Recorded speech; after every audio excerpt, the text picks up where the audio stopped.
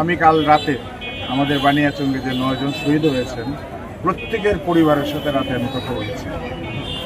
অতীতেও আমরা তাদের পাশে ছিলাম। আজকে এই 9 জন শহীদের কবর আমরা জিয়ারত করেছি এবং তাদেরকে আশ্বস্ত করেছি যে আমরা সবসময় তাদের পাশে ছিলাম, পাশে থাকব। এমনকি আহত যারা হয়েছে তাদেরও সুচিকিৎসার জন্য আমরা চেষ্টা করেছি, এখনও যোগাযোগ রাখছি। আজকেরও আমাদের এই কর্মসূচির ব্যাপারে তাদেরকে আমরা অবহিত করেছি। আমরা আমাদের নেতা কর্মীদের আহ্বান জানিয়েছি যার যে এলাকার যারা শহীদ হয়েছেন, যারা আহত হয়েছেন তাদের খোঁজখবর নেওয়ার জন্য সবসময় যেন তাদের পাশে থাকেন এবং প্রয়োজনে আমরা যারা সিনিয়র নেতৃবৃন্দ আছি তাদের সাথে যোগাযোগ করে যেন তাদের জন্য আমরা যা কিছু করা দরকার সে সাহায্য করতে পারি, এই জন্য আমরা তাদেরকে অলরেডি নির্দেশ দিই। বলি জুলাই আগস্টে যে গণ অভ্যুত্থান স্বৈরাচারী মুক্ত বাংলাদেশ, সেখানে কিন্তু অনেকেই বলে যে এটা স্বাধীনতা অথবা দ্বিতীয় স্বাধীনতা। আমি এই শব্দটাকে বলতে চাচ্ছি, স্বাধীনতা একবারই হয়। 71 সালে স্বাধীনতা হয়েছে এবং যেই স্বাধীনতার ঘোষণা দিয়েছিলেন শহীদ রাষ্ট্রপতি জিয়াউর রহমান। অতএব স্বাধীনতা আবার হয় না।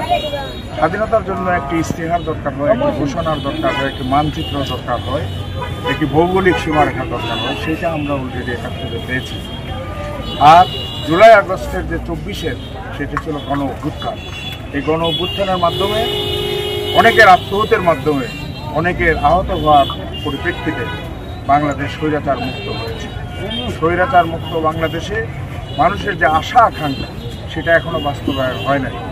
এই অন্তর্বর্তীকালীন সরকার মানুষের আশা আকাঙ্ক্ষা বাস্তবায়ন করতে যদি চায় তাহলে অনতি বিলম্বে যে ঘোষণা দেওয়া হয়েছে ফেব্রুয়ারির প্রথমার্ধে নির্বাচন, সেই নির্বাচন দিতে হবে।